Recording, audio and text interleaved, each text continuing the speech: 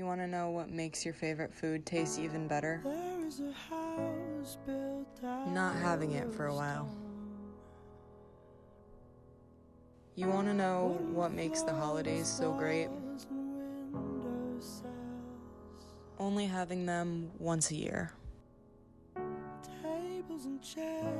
You want to know what made your first visit to the racetrack the best? Never having that experience before. When we have too much of something, it's easy to take it for granted.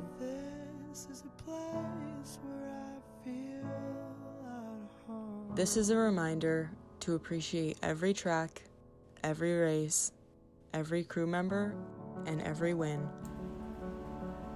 Because there will be a time when those moments seem out of reach.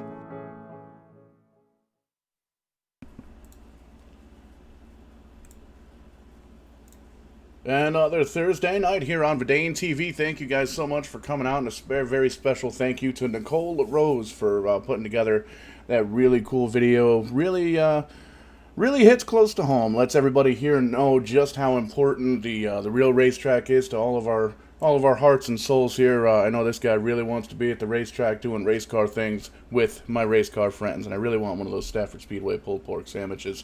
But that's just me. Thank you guys so much for coming out. We're here for the Shift Marketing and Design IROC All-Star Series race number 2. We're here at Michigan International Speedway.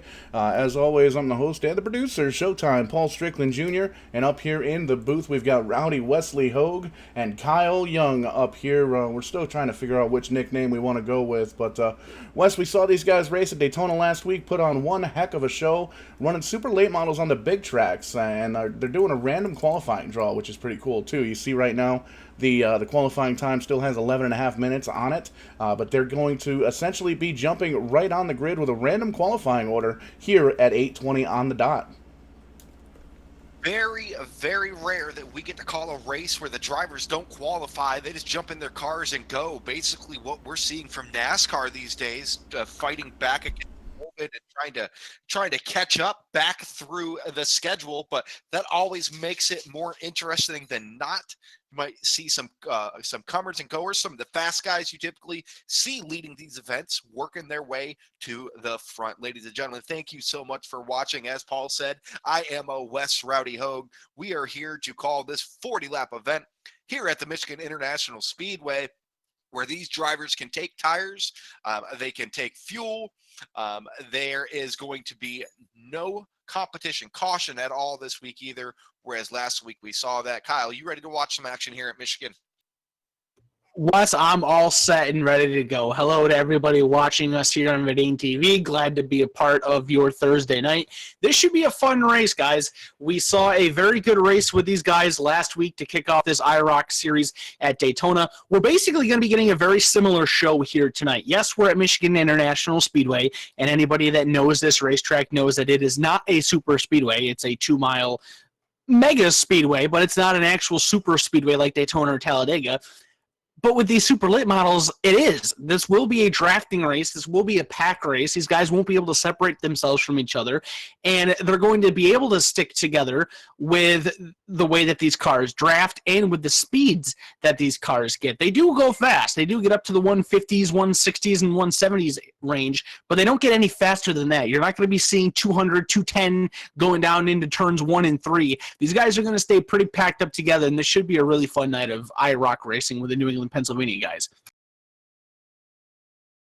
As it should. You know, we saw some really great racing last week with them, doing a little bit of super speedway racing and such, and see some notable names in here. Your John Peters that wrapped up a championship this year, Kyle Casagrande, Dylan Kopech, Ryan Pasoko, Brandon Uhouse, and more. So we have a stacked, so to say, a stacked field here tonight, as it looks like your starting grid.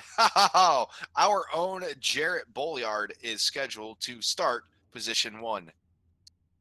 That's actually the second week in a row that has happened, Wes. You had the pole position for the Daytona race last week. So Jarrett Bolliard, he's getting the benefit of these random draws, but he's got a pretty tough competitor to his outside sharing that front row. That is the defending New England, Pennsylvania champion, John Peters, in that number 51 car. So this will be a fun front row to kick things off. Matt Shinowski, last week's winner, he's going to line up in position 3. Evan Bollier, always a strong contender here with the New England, Pennsylvania iRacing League.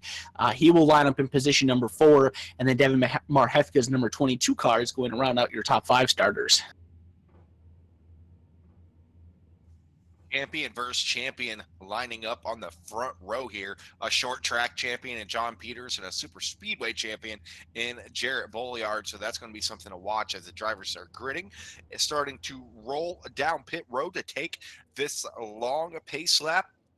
Make sure everybody gets in line the way that they should be. And then we were going to have 40 laps of action, Kyle. And there are 2 fast repairs these drivers will have the advantage of having. Fast repairs, you're able to go down to pit road, get all your damage fixed like nothing ever happened, with no repercussions. You can flip 1,000 times if you make it to pit road. You got that fast repair available. You get back out there like Dale Earnhardt 1997 Daytona 500 and act like nothing happened. So the field is working its way off pit road now. Next time around, we will go green.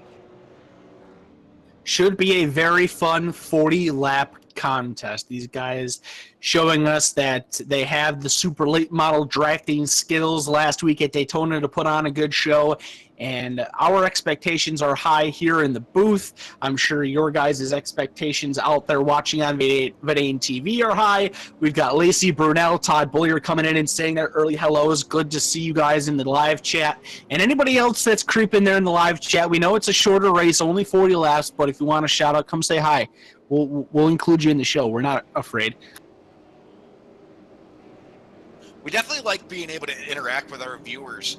You viewers are the reason why we're able to do this. We put on the show for all you young men and women to get your racing fixed along with these competitors during COVID and beyond. So the pace car heads down pit road. The flag man puts the flag in his hand, and we are green here at the Michigan International Speedway as they come across the line side by side. John Peters on the outside, Jarrett Bolliard on the inside, diving into one. Who can get the advantage? And Kyle, it's almost like they're creeping around this track in this car. I'm used to the more upper scale cars flying into turn 1 a lot quicker.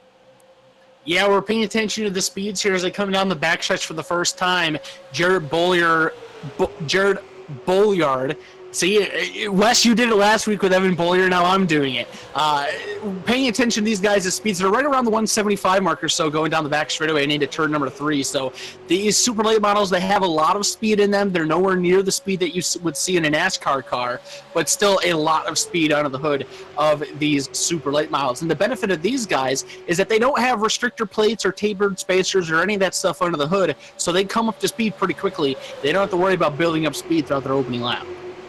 A little bit of contact on the backstretch with the Jarrett Bolliard and John Peters last lap. They're still side by side here. The advantage is to that high lane. You don't typically see draft being a subject of matter here at Michigan, but with these super late models, they are. As the speeds are decreased, the power is decreased where the downforce is not. And you see Jarrett trying to clear John Peters coming out of 4, not able to do so. John battling on the outside, but here comes Bollier. Evan Bollier, that is, making it 3 wide on the bottom. This looks like a super speedway race, but we will remind you guys that this is not like Daytona or Talladega and the fact that you are not allowed to go below the yellow line. You can use any ounce of pavement on this racetrack that you would like. You saw Evan Bollier. Oh, we got a crash in the back here, guys. I don't know who it was. I just saw it out of the corner of my eye. Caution flag has flown. Somebody went hard into the outside wall on the exit of turn number 2.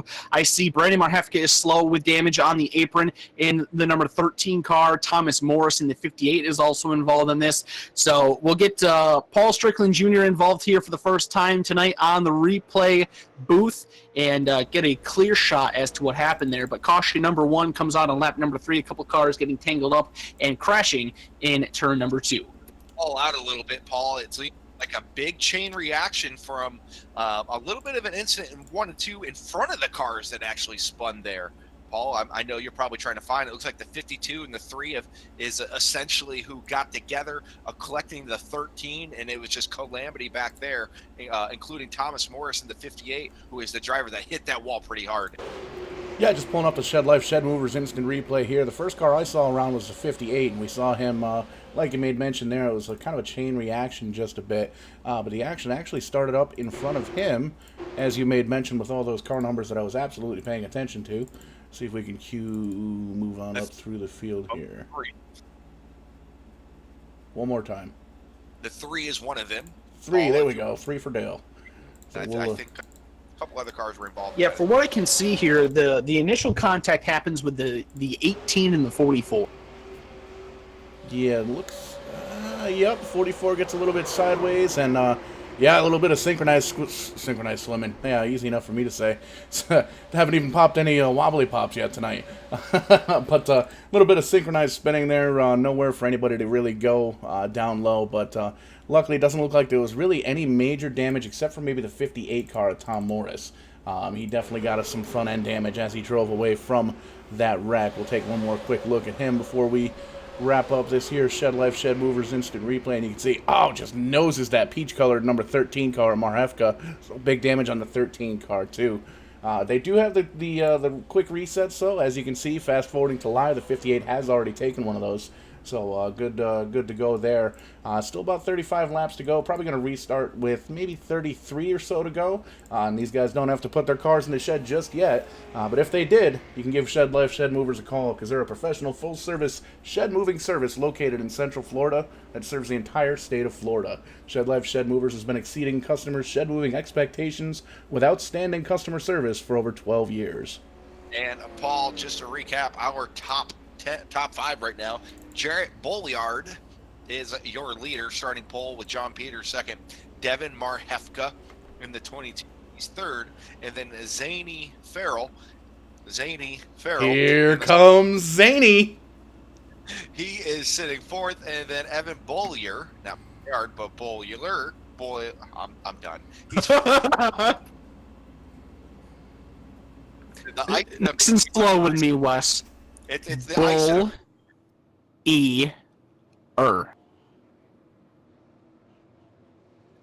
Bollier. I need a beer. Don't we all?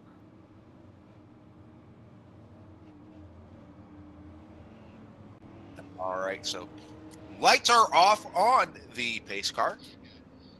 Starting to double up here. We're going to be taking the green flag on lap 7 of 40. Again, those drivers that were in that incident that brought out the caution, they went down. I believe they all used their fast repair, so no damage for them anymore. They're going to give it one more go. Indeed, they will. It's so cool when you see these guys all lined up under pacing with a double file, getting ready to go green, looking through and seeing all of these paint schemes. It brings back such a nostalgic look, so much like the real IROC series. Of course, the real IROC cars didn't have shift marketing and design logos on the hoods, but even still, it's such a great sight to see. I used to be such a huge fan of the IROC series back when I was a kid. It's a shame that it died off, but it was a very difficult thing for them to accomplish when your manufacturer goes out of business. So that usually puts a bit of a monkey wrench into your strategies here. But we will have 34 laps to go once we go green flag racing. Only 6 laps complete once we get things underway. So hopefully we can get a lengthier green flag run in and have some fun here on the high banks of Michigan International Speedway. Kyle, it'd be awesome to have a new IROC series in real life. You know, you have your Dale Senior and Juniors racing together with a Kinzer and you know, your IndyCar guys. It was so cool to watch in the 90s, early 2000s. I would love to have that back, as we are back at green flag racing here at Michigan as they bring them by 2 by 2, 3 wide further back as the 78 of Michael Hopkins works the top shelf, trying to make up some spots in a hurry as they work down into 1. Can Jarrett Bolliard clear him? He can this time, Kyle. Now the battle is on for second. The 97 car of Bolliard will take clear possession of the race lead, and will accept the field double file all behind him, trying to figure out where he wants to go, which line he wants to lead. He chooses the bottom side for right now, but look at the 22 car. Devin Marhefka thought about going to the inside there on the entry to turn number 3, thinks better of it. Now John Peters has a hole, Zany Farrell has a hole. They both drop down to the bottom of the track. Now Farrell goes back to the top side, trying to draft around the outside of champion John Peters. Before, Kyle, this isn't a super speedway, but with this package, with these race cars and this track, it definitely drives like one, which is keeping this pack nose to tail basically throughout, like this was a Daytona or a Talladega, as they are 3 wide further in the back. Oh, coming off of the corner, there goes one around. Kyle Casagrande, he spins, coming off of turn 2. He's all the way down at the bottom in that 7 machine, but there will not be a caution, at least not yet, since he was off the racing surface. Looks like he just came off the corner, and oh, it looks like the admins have thrown the caution here.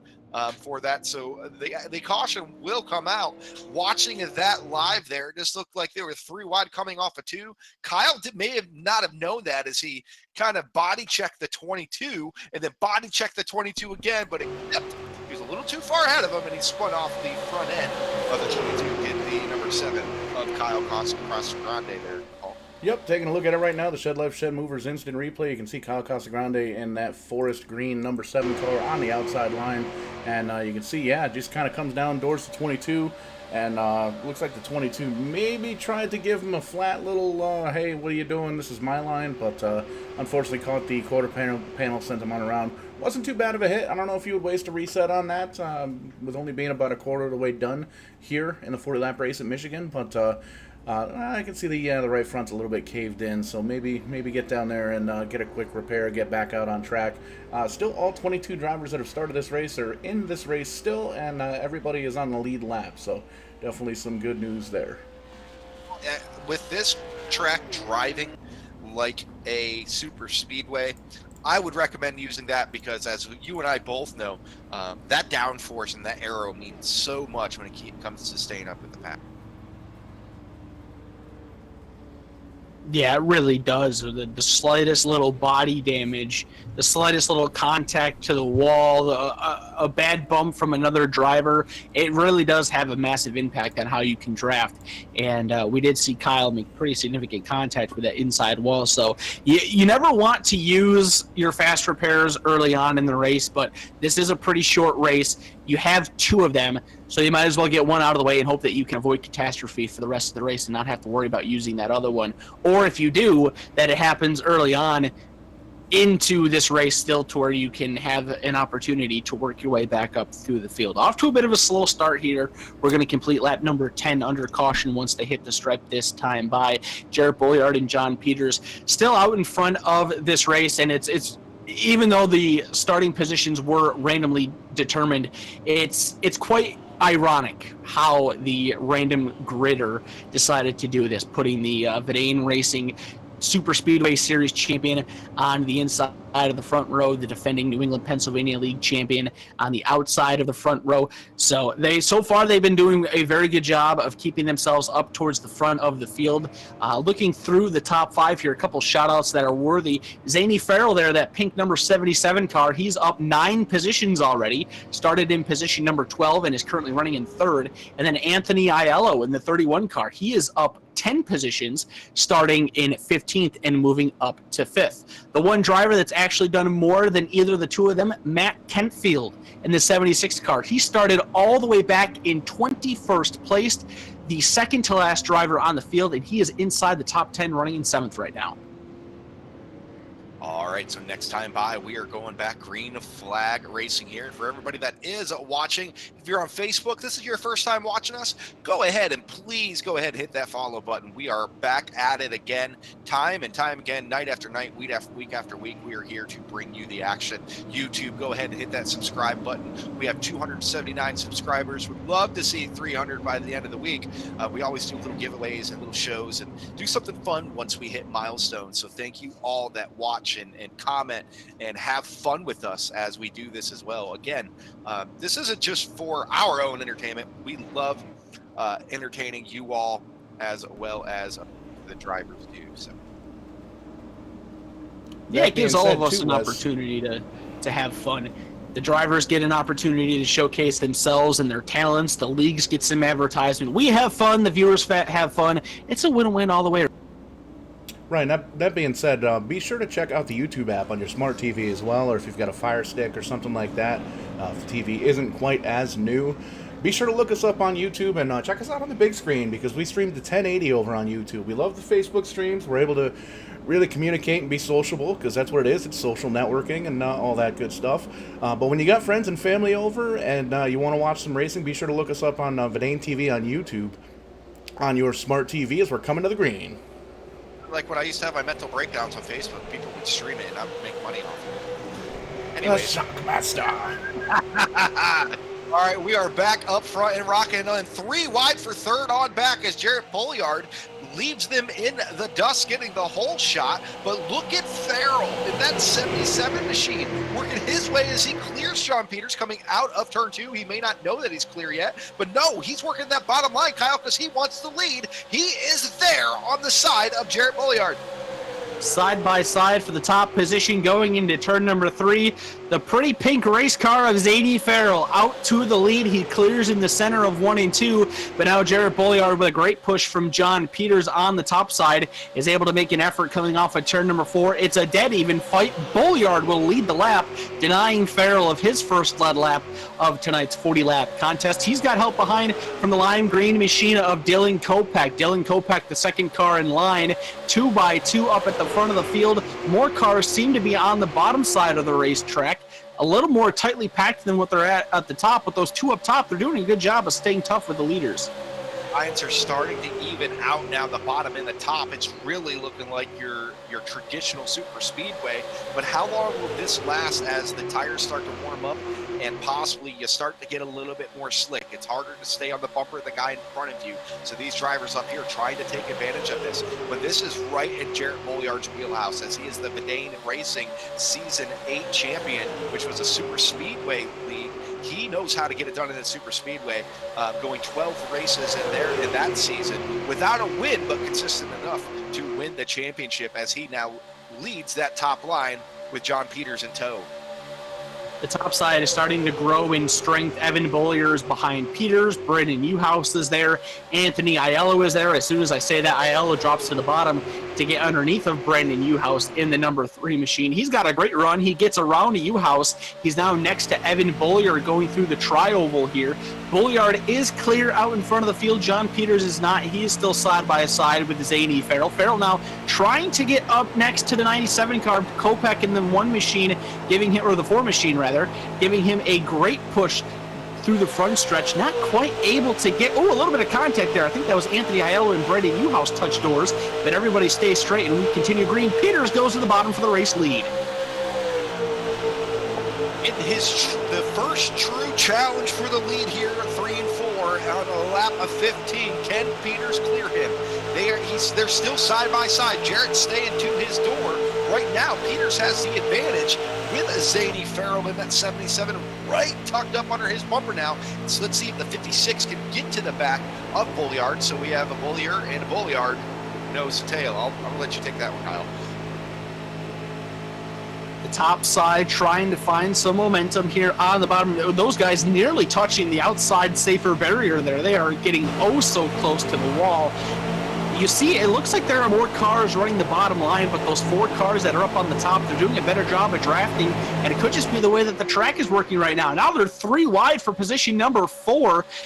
Brendan Newhouse loses that battle, drops down to the top lane, and it goes back to a 2x2 train all the way throughout the field. He falls in line behind Devin Marhefka in the number 22 car and has Corey Casagrande in the 52. We saw Corey involved in that first caution just a handful of laps ago. He has now worked his way up inside the top 10 and wants to try to challenge here for the top 5. Only 3 cars now remain on the bottom line. John Peters, Zadie Farrell, and Dylan Kopak. The top side with the numbers, and so far it's working because Bolliard is up there and has the race lead.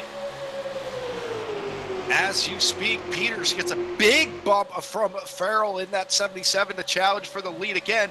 But there's Bollier giving Bolliard the bump on the outside. On the outside, you have to turn less than you do in the inside, so you get a little bit of a run coming on the exits, and that is the advantage right now that Jared has it all. There's contact further in the back. The 22 of Marhefka gets a bump from Uhouse. Both drivers do a wonderful job of saving it. Now they're 3 wide coming off a turn 4, off 2. See if they... And there's a wreck in the back, ladies and gentlemen, but it looks like we're staying green. Up, caution is out. Man, I think that wreck may have been caused possibly a bottleneck from what happened just in front of them, but some great action as a 31 of Aiello gets turned by Michael Hopkins in the 78. Looks like the 31 was just checking up for that. The 78 didn't get a chance to do the same. Those two are collected, who brings the 76 of Kentfield gets collected in that as well, along with, I believe, the 2 of Orion Pasoko, all involved. A little bit of contact as well to Kyle Casagrande as he finds himself involved in the second incident of the night. Yeah, you nailed it right on the head looking at the Shed Life Shed Movers instant replay. Aiello gets turned around there and collects a couple of cars, and big damage. Pasako, Aiello, Morris gets by in the 58, and then the 78 kind of comes down and looks like he's going to back into the inside wall. Nope, almost noses into it though. So we'll back that up, take another replay here. And you can see there's probably about half a dozen cars that were involved. But coming into the corner, just gets into the back of him, spins him on around, and calamity ensues. So a lot of these guys, I don't think anybody's taken 2 resets yet. But there's definitely been a couple of guys that have taken 1 so far. So we'll see where these guys end up. Man, I'll tell you what, Kyle and Paul, watching this is a lot of fun. I wish something that we could have had the opportunity to do. This car at this track, man, this is a blast. Makes me want to jump in a car and get back in. Well, this is one of those things as almost the entire field comes down pit road here. Looks like we're going to get some tires and maybe some fuel. There's maybe 5 cars out there still on track, 2 of which are at least 2 laps down. But these cars and these tracks, the Daytonas, the Michigans, the Talladegas, the big tracks, I mean, you could even throw in like Atlanta and Texas in there, really reminds me of Vidane of old, back when we ran the Xlander Pro Series. I think we ran it from 2009 to 2011. We actually had, I believe Alan Cryer was one of the champions. He had 2 championships that year in the trucks and the Xlander Pro Series in 2010. And in 2011, the Xlander Pro Series champion was, well, yours truly, Showtime Paul Strickland Jr. The one championship that I've got on my sim racing career that, well, people just quit showing up for. So pretty cool to see these cars. They're kind of a lower power car on bigger tracks, and it really puts a lot of it in the aerodynamic package, as well as in the driver's hand, making sure he's making good smart chestnut checkers moves. Kyle, I don't know about yourself, but I'm proud of Paul for that, for getting a championship under his belt. I believe I have a few championships in the NRO3 world, but in a league that shall not be named because they don't deserve to be on our service. But that I was removed from because they were so old and slow they couldn't beat me, so they removed me. But again, we won't name them. What about yourself, Kyle? What championships do you have underneath your belt? I don't know if we have enough time in this broadcast to mention all of my championships. Let's say notable. I forgot you didn't have a life for like 6 years and all you. I do got to cut back in here. Speaking of, and I don't mean to cut you off, Kyle, but unfortunately there is someone in here that doesn't have a championship, and unfortunately that's Jarrett Bolliard. Yes, he won the season 8 Runner Race Car Super Speedways Vidane Series Championship, and yes, he earned that beautiful Vidane Racing Championship wrestling style belt that you can check out pictures of on our website. We had one made for our previous champion back in 2014. Some cool pictures there on Facebook as well. And yes, I did take that beautiful belt and bring it to the post office and mail it down to Jarrett. And when it didn't get delivered because nobody was there to sign for it, they lost it. So that's kind of the story right now, and we did notice from Ray Alfala's Instagram.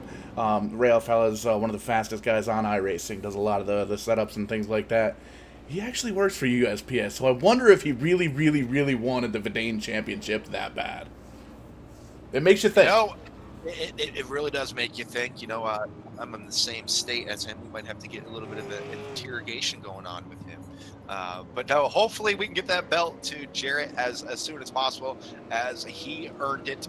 And he's trying to earn himself a win here as well at Michigan. Indeed, he is. We're getting ready to go back. Green flag racing here will come at the completion of lap number 21, so we will have 19 laps to go. Your front row is Jarrett Bolliard and Evan Bollier in position number 2. Then we have Charles Lewandowski, Michael Bennett, and Danny O'Quinn, the top 5 after the pit road shakeups. 6th place on back did come down to pit road. That starts with John Peters, and this race restarts with a green flag hitting the air, and we are back underway. Nice even start amongst the top 2 here. Evan Bollier looks like he's got the advantage going into turn number 1. We'll see what Bolliard can do on the bottom. He's able to pull even whether now he has the advantage, and off of turn number 2 it looks like it's going to go back to that even as Charles Lewandowski helps the 97, and a Michael Bennett pushing the 56 on the top side. It seems like whatever line Jarrett is in ends up being the preferred line, as he knows how to get around here and use the draft, as now he clears the 56. He has his choice of line. Let's see if he stays in the bottom or if he goes to the top. Looks like he's going to stay up to the bottom and then come up to the top as the top begins to get the run. As they split him 3 wide, who will the 64 go with? This is going to be interesting, as they are 3 wide for the lead going into 1. I thought for a moment there that Jarrett was going to be in trouble and be the odd man out. It looks like he was. Now he is. They're going to go back 2 by 2. It looked like Jarrett just avoided major catastrophe. I thought he was going to get stuck through the sucker hole in the middle of the field. Then they started to line up with him. Then they started to hang him out again. Now we're back 3 wide with Devin Marhefka leading the 4 wide further back. 4 wide, almost 5 wide further back, Kyle. Before that was even happened, they were almost 4 by 4, and somehow they're holding it. All this happening behind Jarrett Bolliard, who's playing like the Pied Piper right now. New second place driver, Devin Marhefka, as he shoots to the bottom in 1 and 2. He's got the momentum. He might be able to actually clear him, but here comes the 4 of Dylan Kopech, and the 51 splits the middle of John Peters. John Peters wants another taste of this battle. He takes it 3 wide down the back stretch for the lead, heading into 3.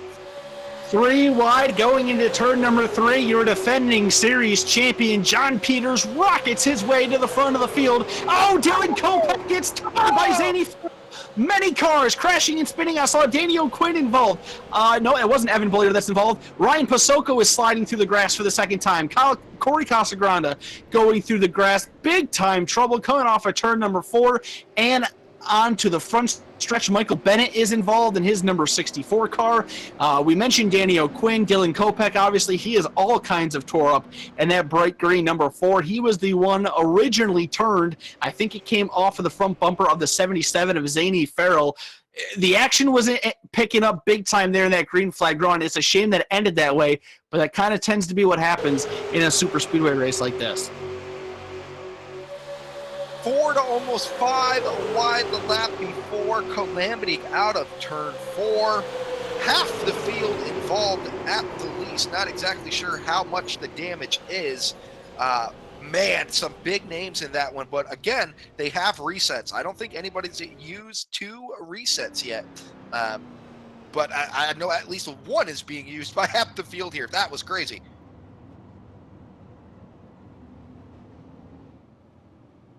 I'm sure Paul is getting us a replay as we speak. As again, half the field is down pit road. What you got here, Paul? Yeah, we saw the instant replay there on your screen. We'll take a look over on pit road. You can see the kind of sea of different flavors of Skittles kind of getting poured down there on pit road. Man, you know, I gave up carbs and sugar at the beginning of the week. I've been eating nothing but salad, and I really want a bag of Skittles now. But a lot of guys coming down pit road. Some of these guys might be using their quick repair. We'll see real quick to see if anybody kind of takes off after the fact. You can see that whomever that red car is probably did just that. Took the reset and went on their way. But you can see some of these cars, they're actually getting jacked up on the left-hand side. So going to be a couple of tire stops here as well. The super speedways, Kyle, they're known for the big one. They're known for this great side-by-side action, but there's always big one, and Michigan isn't a super speedway, but it's racing like one here tonight in all aspects. Oh, without a doubt. We're seeing a lot of drafting. The field is staying packed up together like a super speedway. 3 wide moves, lots of 2 wide racing going on. It's a shame that we're getting these caution flags interrupting this, because this is awesome racing once they're under their green flag conditions. I'm thoroughly enjoying this race, and hopefully we can get a nice green flag stretch here and an exciting finish coming up. So with all of the pit stops going on here, shaking up the running order just a little bit, John Peters is currently your race leader, the champion here in the New England, Pennsylvania series. Second place is the 22 car of Devin Marhefka. Jared Bolliard dropping back his furthest all night. A whopping third place is his worst, where he sits right now. And then he has Zaney Farrell in the 77 car currently in fourth, and David Arute cracking the top 5 for the first time tonight in his number 14 machine.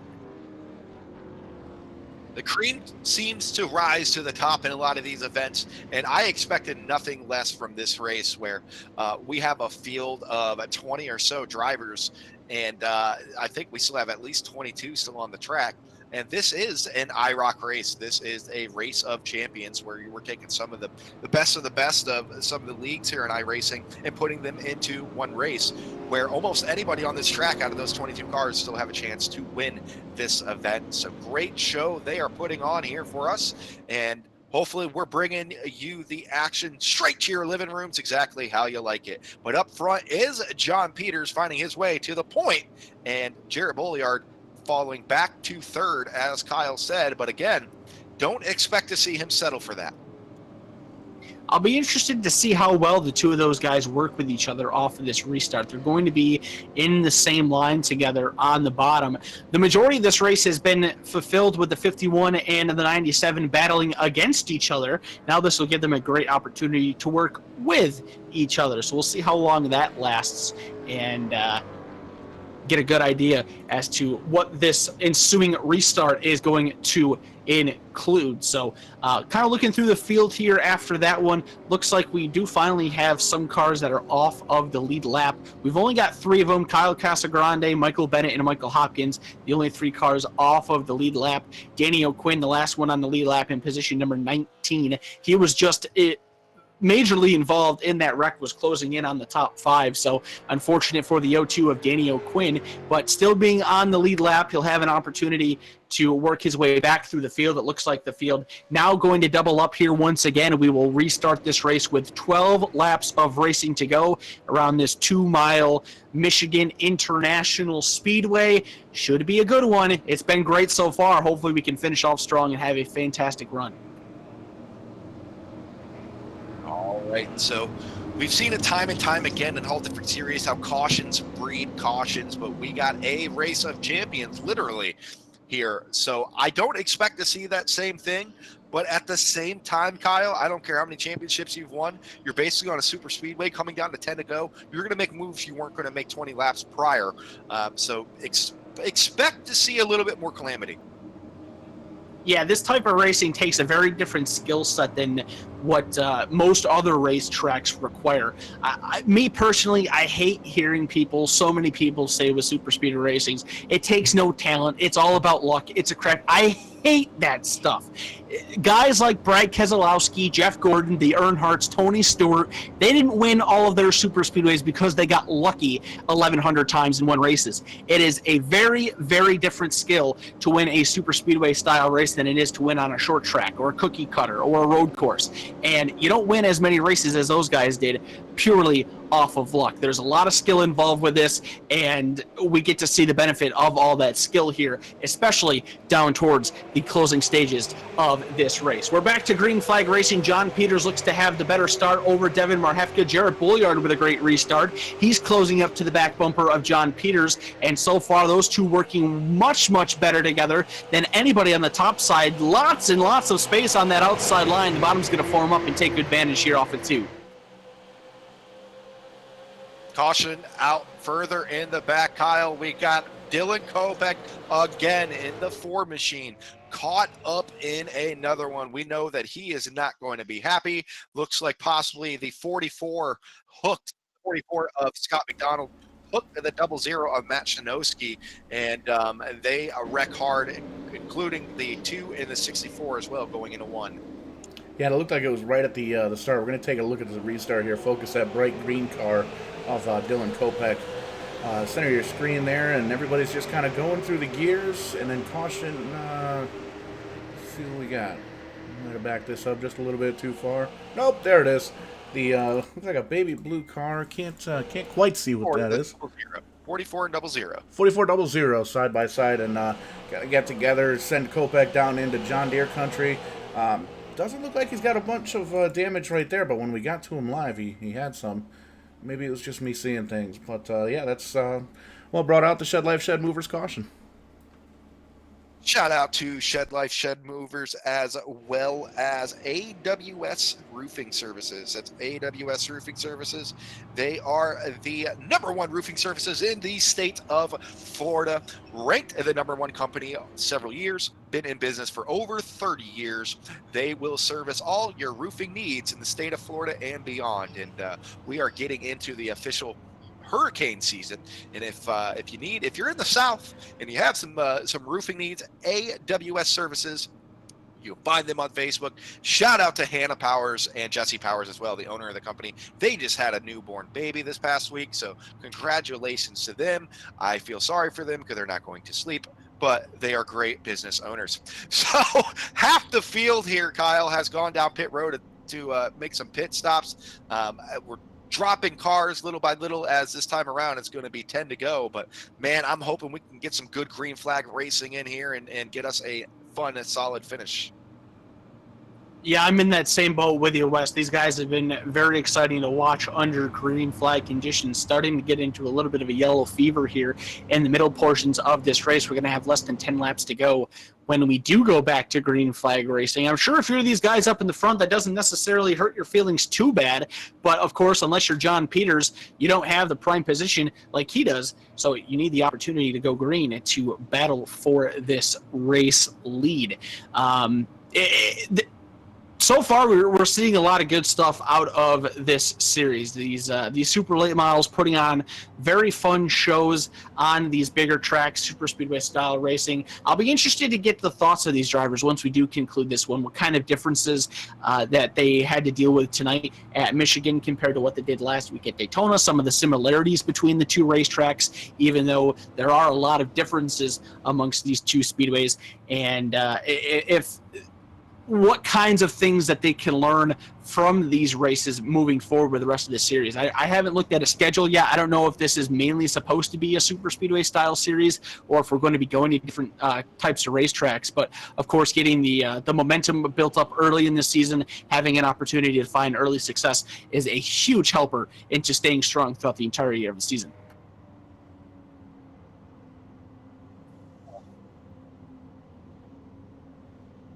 Hey, Kyle. Hi, how are you? Here at McDonald's. What about a McDonald's? Burger King or McDonald's? Which one? Oh, Burger King all the way. I actually just had Burger King tonight. It's National Cheeseburger Day. I had to celebrate. That's why I got fast food today. Thank you. I knew there was a reason why I could cheat on my diet that I never started. Thank you for that. Oh, of course. Absolutely. Glad I can help make you feel better about your day. And to speak a little bit more on the super speedway, what you were talking earlier about the certain skill set that it takes to race a super speedway. It's always been my specialty, mainly because I love the excitement. I love watching super speedway racing, being inches away from the next car around you for X amount of laps. I love that excitement where someone can go from 20th to first, win in just a few laps. There's nothing else like it out there. It definitely takes a complete different skill set. You know, when you race in Atlanta, a Charlotte, a Texas, you have to hit your marks. It's all about running your lap times and being smooth. At a super speedway, so much is out of your hands that it takes a certain skill level and talent to make sure that you can control as much as you can in your hands. Yes, of course, in everything that, you know, you have to have a little bit of beneficial circumstances, I should say, not as much luck, but circumstances benefiting you to make it happen. But that's anything. And if you're one of those people that think it just takes no skill and all luck to, you know, win and race super speedways, I just suggest you stop peeing while sitting down. Well, I think one of the reasons why so many people think that it's all about luck, it's a crapshoot, it doesn't take talent, is because with these super speedway races, you just keep the foot mashed down on the gas pedal and you turn the wheel every 20 to 25 seconds. Like, yes, you're not having to worry about braking and picking the throttle back up and cracking it loose coming off the turn, but there is just so many more different, unique variables that a super speedway race presents to you that any other type of race doesn't. Yes, a lot of your success does rely on being able to work with others in what the other drivers do around you. But if you don't know what you're doing, whether you're pushing a driver, you're leading drivers, you're trying to work your way through the pack, you're trying to keep the pack behind you, if you don't know what you're doing, you are not going to succeed very well. There have been a lot of drivers in the NASCAR world where their only success came on super speedways. For whatever reason, that was their cup of tea. That's where they were the best at. So it is a much different style of racing, much different style of skill that is necessary to be successful with these races. But just because it's different does not mean that the skill level does not exist. Unless you're Michael Waltrip, who did have no skill and only won at super speedways because of circumstances.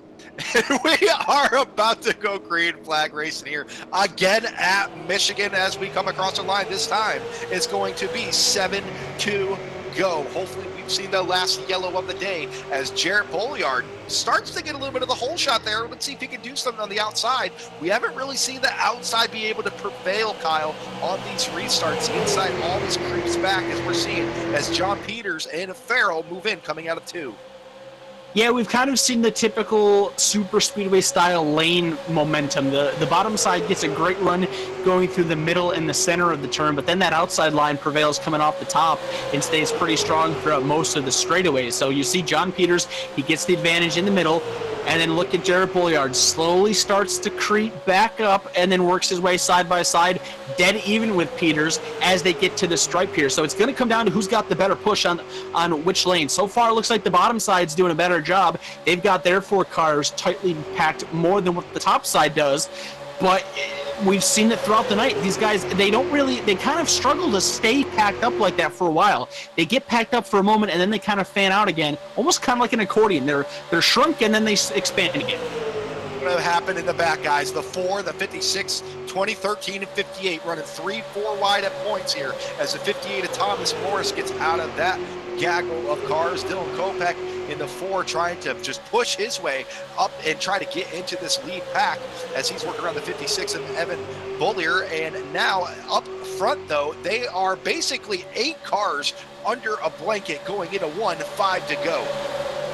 It's like a high-speed pace lap here at the front of the field. We have 4 even rows of 2. Make that... Oh boy, Jarrett Bolliard slaps the outside wall. John Peters wanted that top side. He was clear of Bolliard. Now we're 3 wide for position number 3. Bolliard on the very top side of the racetrack. He is falling back amongst this lead group with no help whatsoever. He drops to the very back of the pack. And now John Peters has a new drafting partner with the 77 car of Zany Farrell. Farrell moving himself into P2, and there's a 2x2 pack behind him that's trying to reorganize and find some strength here. That's a double-edged sword for Bolliard. Let's see if possibly getting knocked to the back saves him from missing a big one up here. I've had that happen to me enough times, so don't count that. 97 now, yeah, and the 3 makes contact with the 52 of Casagrande. Casagrande saves the car. He brings it back up onto the track. We stay green. Just as I was speaking about it, there's the action, and there's the 97 of Jarrett Bolliard. He knows he needs to make something happen as he works this middle line coming out of 4. The 3 wide is starting to happen more frequently, and we have a battle for the race lead with 3 laps to go. Zany Farrell wants to lead his first lap of the evening. He's got drafting help from the 0-1 of Charles Lewandowski, but it ends right there. The middle line has 3 cars. The top side absolutely non-existent besides Devin Marhefka. Now is that Anthony Aiello trying to peek to the top side of the 51 car? He wanted to make it 3 wide for the race lead, stays behind the 51, and pushes him to the point going into 3. Trying to get that middle lane going as he has a car high and a car low. He's just dedicated there now, Kyle. He's made his bed and now he has to lie in it. That 22 is not going to back off of Marhefka. The best opportunity for him as we take the 2 to go is being able to clear that 22 on the outside, but as they go down into turn 1, we're 3 wide for the lead. The 97 has to check up, as now the 31 of Aiello struggles. They're side by side coming off a 2 for the lead. Anthony Aiello got all sorts of out of shape on the very top side going into turn number 1, kind of scattered the field up a little bit, and oh my goodness, they are getting so aggressive at the front here. Farrell and Peters making a little bit of contact there down the back straightaway.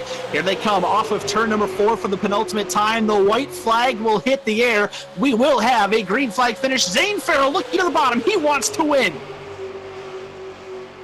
And Farrell just body slams his way up into that low groove. He clears Peters. Peters and Lewandowski make contact for second. That brings the rest of the field. Here comes the 31. He's charging up the middle. He has the hardest run here. Coming, oh, they're 3, 4 wide further in the back. Oh, they're wrecking for all over the backstretch. We're side by side in the 3. Coming to the finish. Can Aiello pull this off?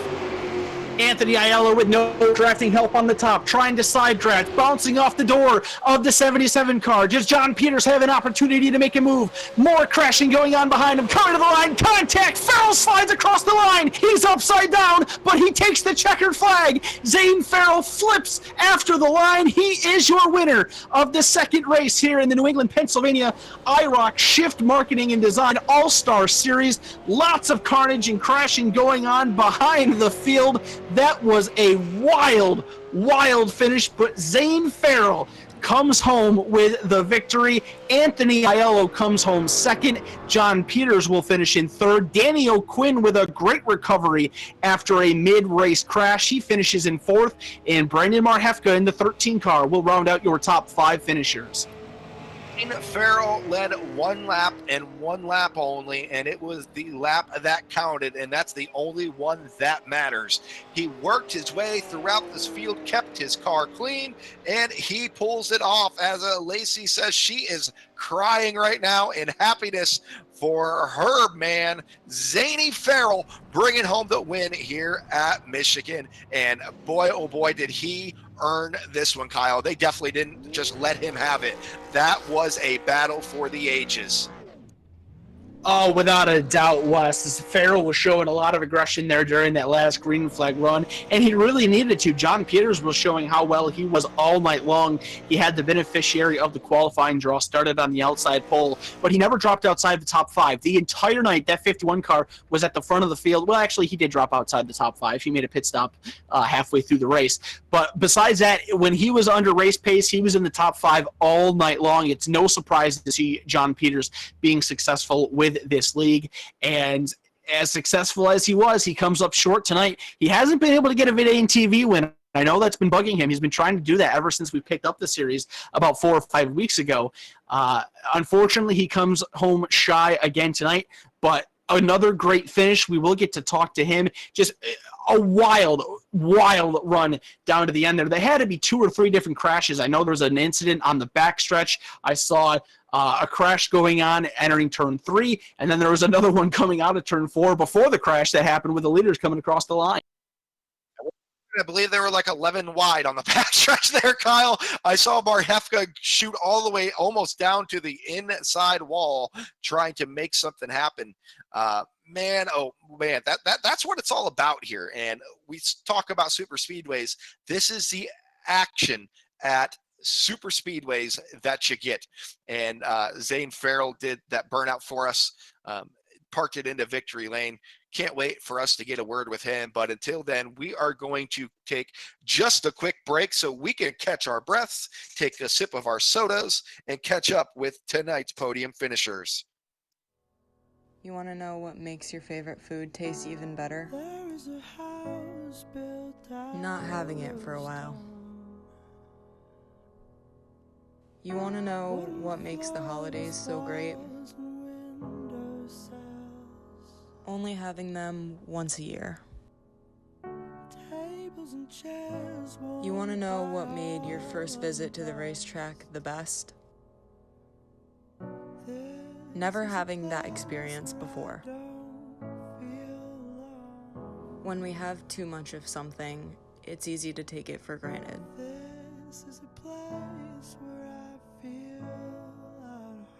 This is a reminder to appreciate every track, every race, every crew member, and every win. Because there will be a time when those moments seem out of reach.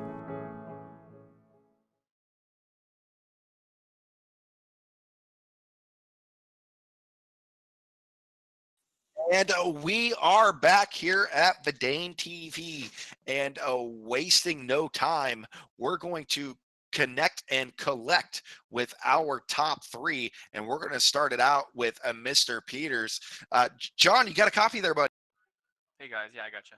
Man, what a race. You guys turned Michigan into the optimal super speedway with this package. And boy, did you guys put on a show for us tonight. Walk us through that 40-lap battle. It was a lot of fun. I'm glad you guys had the same reaction that I had. Racing with Jarrett there at the beginning, it seemed like our right rear tire was starting to wear out. So I decided to pit there right before halfway and get some fresh rubber.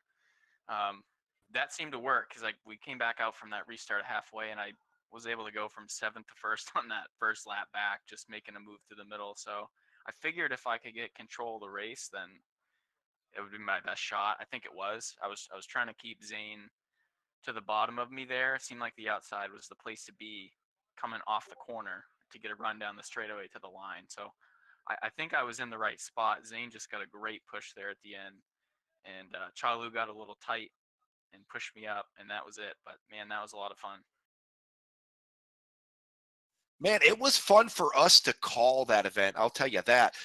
Just watching as everything was breaking down there in front of us, we thought possibly we're going to run into the incident where cautions were going to breed cautions. We were all scared up here, but you guys proved everybody wrong about super speedway racing.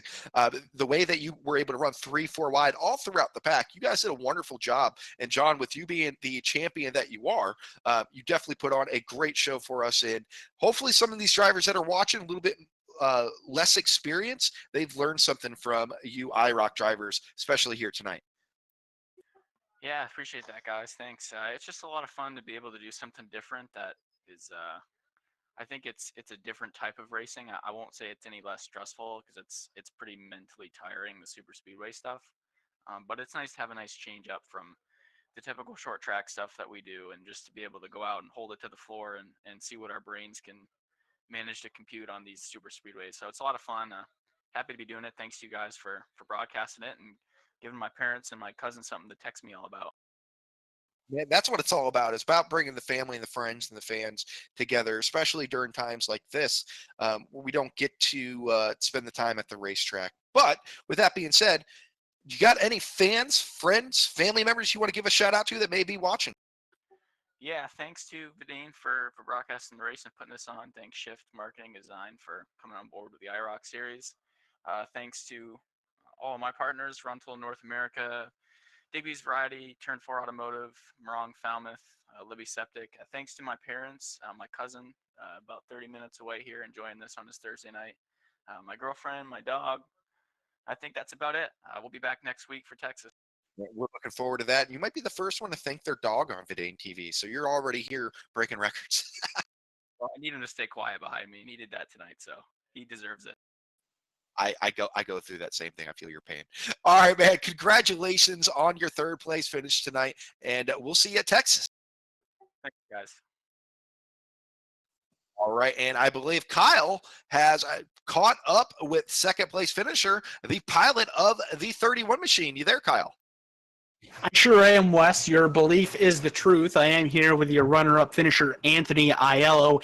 Anthony, one amazing race for you tonight. You started all the way back in 15th, made your presence known pretty early on, and we saw a lot of aggressive moves out of you tonight. I know that this is not necessarily the result that you were wanting to have at the front of the field, coming up 27 thousandths of a second shy of being in victory lane, but even still, a great effort. Lots of fun to watch your race tonight. Walk us through it on your end.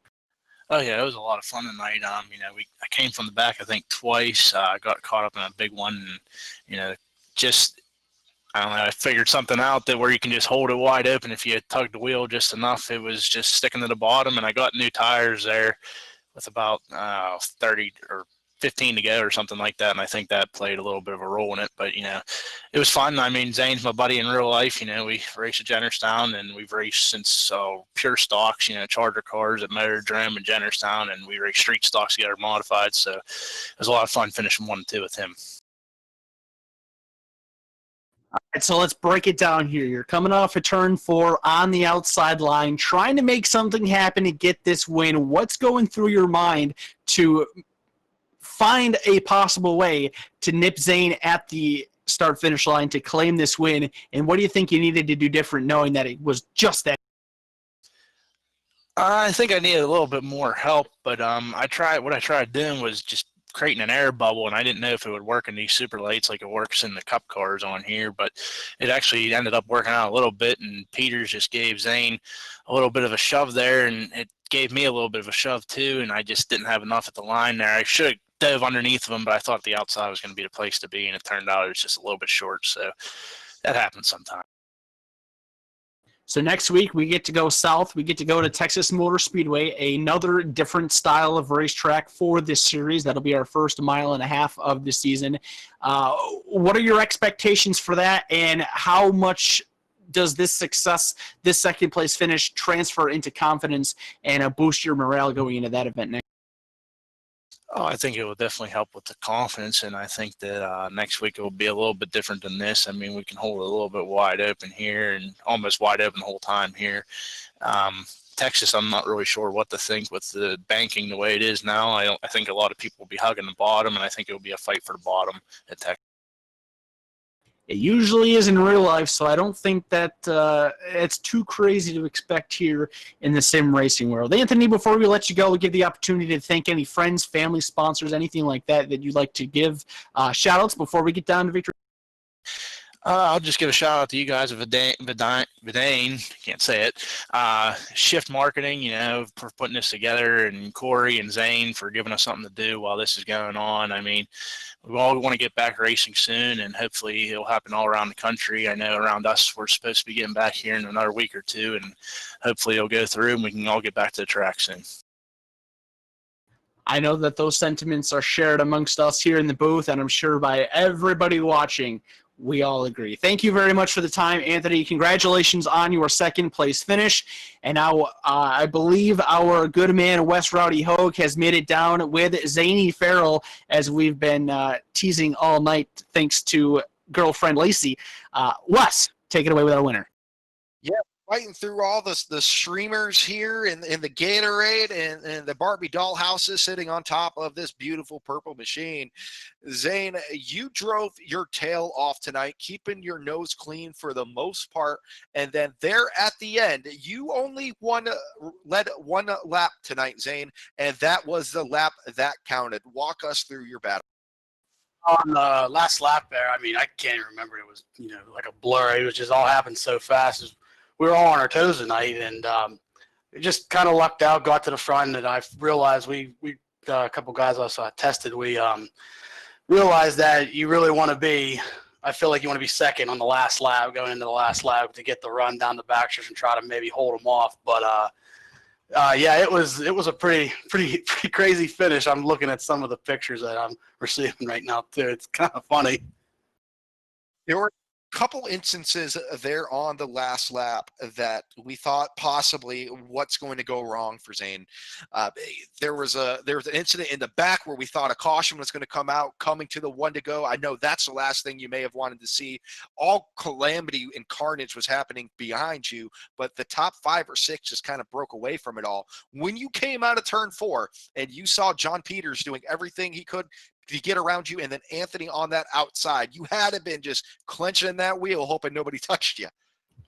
Yeah, I actually drove the last straightaway. I looked to the left on my screen, and I was looking to the right. I mean, just to see if it was going to come down to a photo finish and what I had to do, maybe try to move up in them, but I wouldn't have wrecked them or anything for the win. But I mean, we feel like we put on a pretty good show, and when we got around John, it was we ended up getting I lost train of thought, sorry.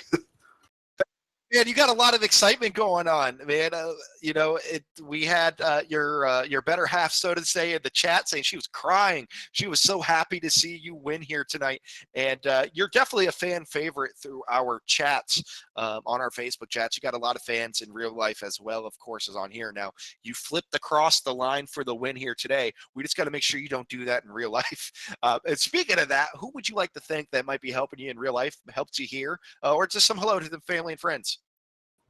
Like Anthony said, yeah, we run at Dinnerstown and everything. I really like to thank my mom and dad, and they helped me out a lot. And my girlfriend, her cousin Rob, my friend Tim Shanowski, he always loves coming to the races. I think my grandparents, my girlfriend's mom and dad, they love it as much as I do. They love racing as much and and really I thank my sister too. She really sticks through thick and thin on the racing deal. Can tell you what, you definitely have a lot, like I said, a lot of fans. Seems like you are surrounded by great people as well, and we can't help but wish you nothing but success here in real life as well as the virtual speedways. And speaking of that, I believe we got Texas coming up, man. You got anything for these guys for Texas as well? I'm gonna go in with the same strategy, just survive. Really, I think Texas is going to be another aero-dependent track, and we'll see what happens when we come here. We'll probably start testing for it whenever the end of the week comes. Probably Sunday night, we'll probably start testing. Well, while you test and tune, we will count down to the days until we can call you again. Again, congratulations on your win tonight. Take a deep breath. Let it sink in before you start focusing on next week, because you are.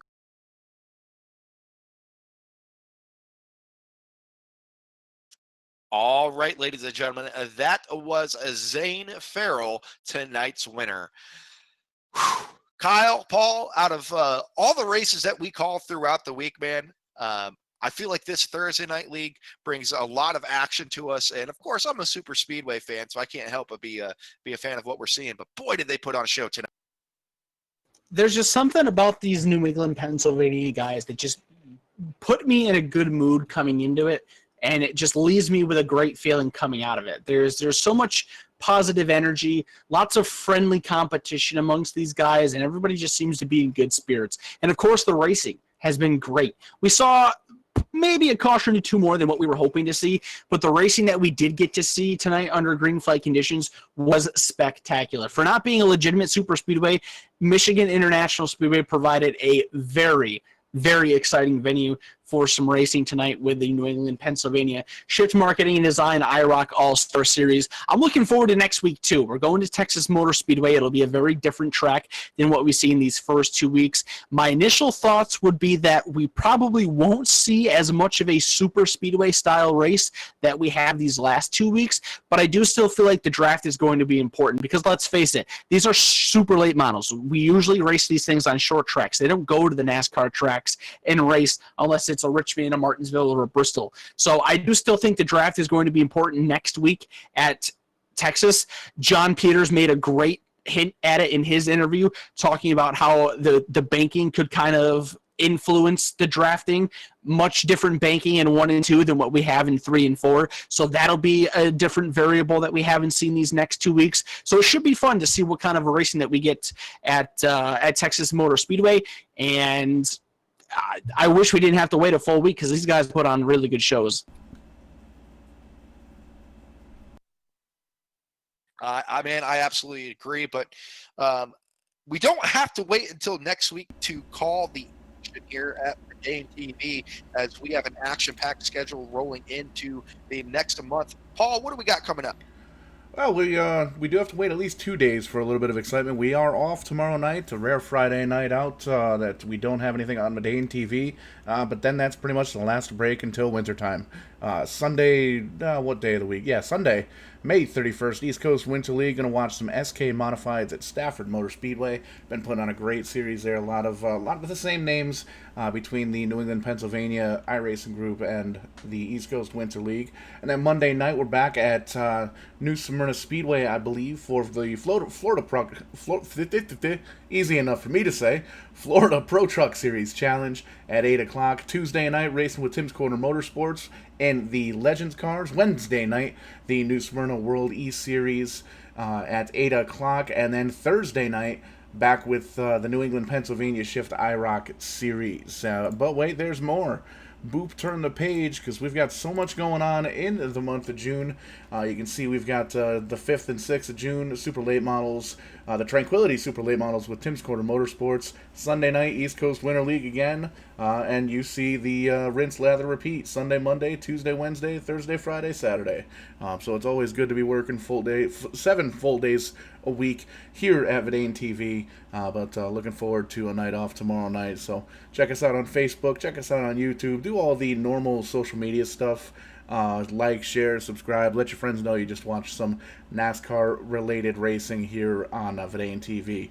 But we're going to pack everything up. We're going to take tomorrow off. We'll be back Saturday night, not on the graphic. We are racing Rockingham, I believe, in the super late models, because Mike James from Eastbound up in Canada, Nova Scotia, I believe. Probably not, though. He might yell at me for that, for not remembering. But he wanted to go out racing Saturday night on Tim's Corner Motorsports. So obviously, with the partnership and the friendship we've got with those guys, we wanted to be the ones to broadcast it and bring it to your living room. But at that point, or at this point rather, for Rowdy Wesley Hogue, for Kyle Young, for everybody here at VidaneTV and the New England, Pennsylvania iRacing Group, thank you so much for coming out. We'll catch you on the flip side, and when we do, you're going to be seeing us do it live. Thanks for coming out. Have yourselves a great night.